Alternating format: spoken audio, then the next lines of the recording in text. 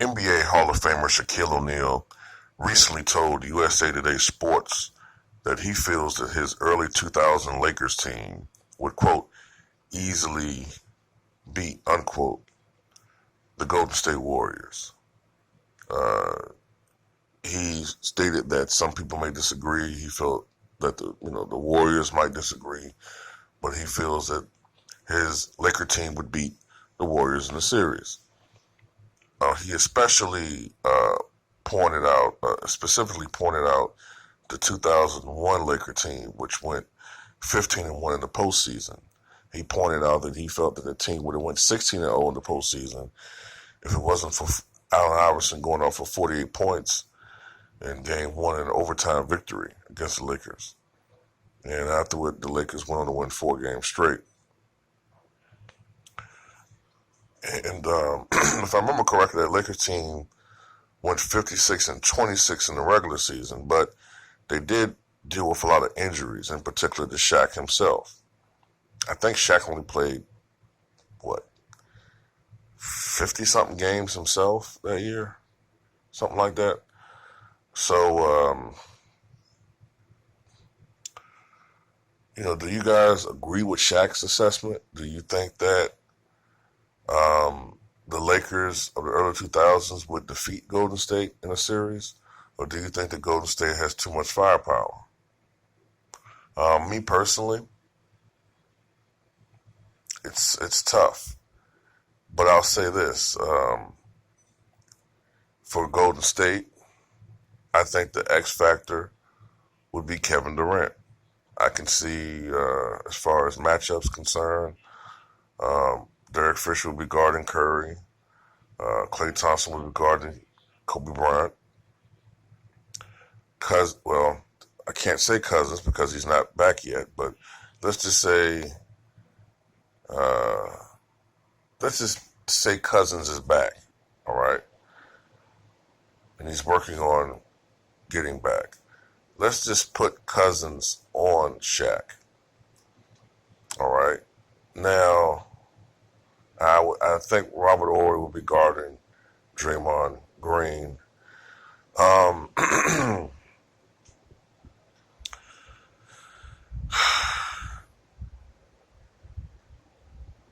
This will be an interesting series. And Rick Fox, I'm assuming, is guarding. Well, see, that's the thing. Lakers going to have to change Phil Jackson have to change the lineup a little bit, man. Because Rick Fox is I don't see him being able to guard Kevin Durant. I think they'll have to put Robert Horry at the 3. And I think Horace Grant was on that 2001 team. I think he was. If Horace Grant was on that team, maybe put Horace Grant at the 4 against Draymond or something like that. Because the X factor for the Warriors would be, as usual, Kevin Durant. If he goes off, I can't really say that I don't see Golden State winning that series. But it's hard to count against both Shaquille O'Neal and Kobe Bryant. It's really hard to sit there and say that, this Warrior team is going to beat a team with Shaquille O'Neal and Kobe Bryant. Like, come on. It's hard. This will be an unbelievable series, man.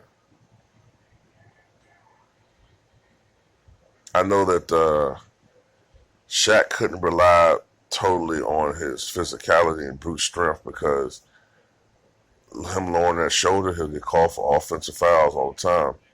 Kind of like how he was starting to get called for those fouls toward the end of his career when he was starting to slow down physically. And he's relying more on his physical strength. He started getting called for fouls a lot that he wasn't getting called for early in his career because the game was starting to change then. But I think Shaq would adjust to that. Klay Thompson is a good defender, a very good defender. But You're talking about Kobe Bryant.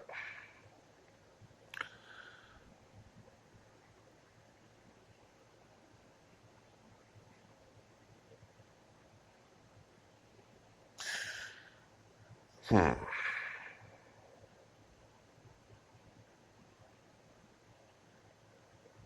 It's hard, man. It's hard to say who I think would win this series.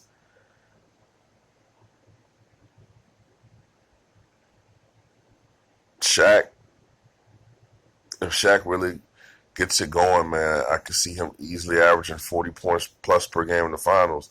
And that's not an exaggeration because before he played with the Miami Heat, and his numbers went down a little bit.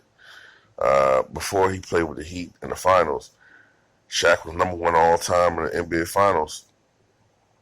36 points per game, I believe it was. 36.3, I think it was.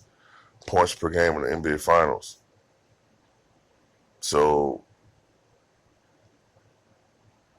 it's a tough matchup. If I had to be a betting man, I would go with the Lakers. I say Lakers in 7, maybe. It almost would just favor whoever the hell has home court advantage, to be honest with you. That'll be huge in that series. Whoever has home court advantage. And if Kobe Bryant gets it going offensively, this is when Kobe was at the peak of his powers physically.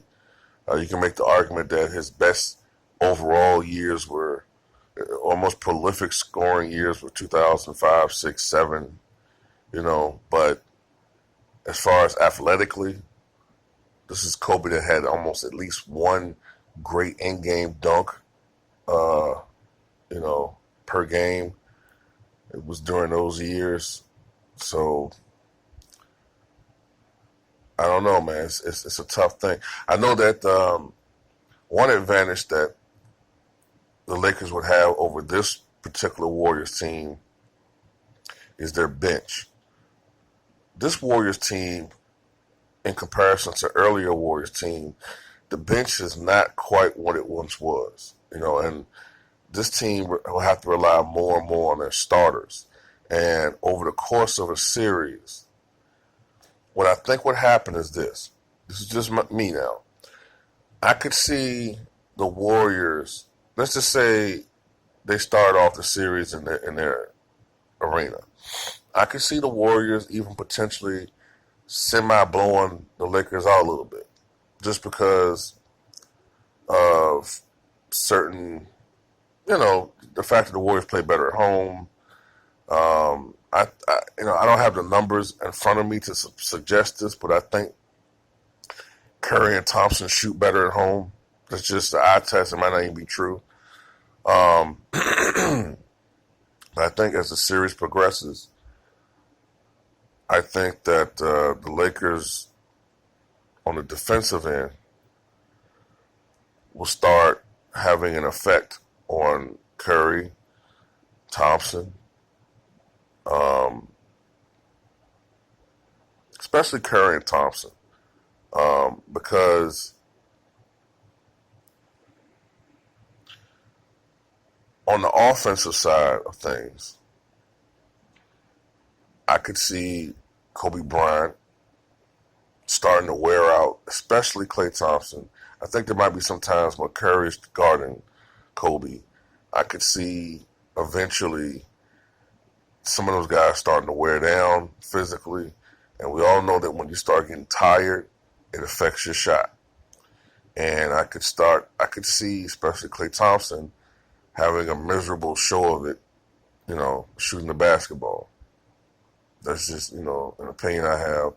And I could see Shaquille O'Neal eventually starting to wear down whoever's in the front line against somebody. It doesn't make a difference whether it's Cousins, especially Draymond. Draymond is way too small to guard Shaquille O'Neal. What is Draymond, 6'7"?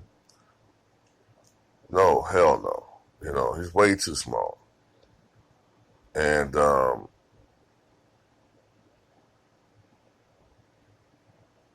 I gotta go with the Lakers. I think the Lakers in 6 or 7 win this series. But tell me what you guys think.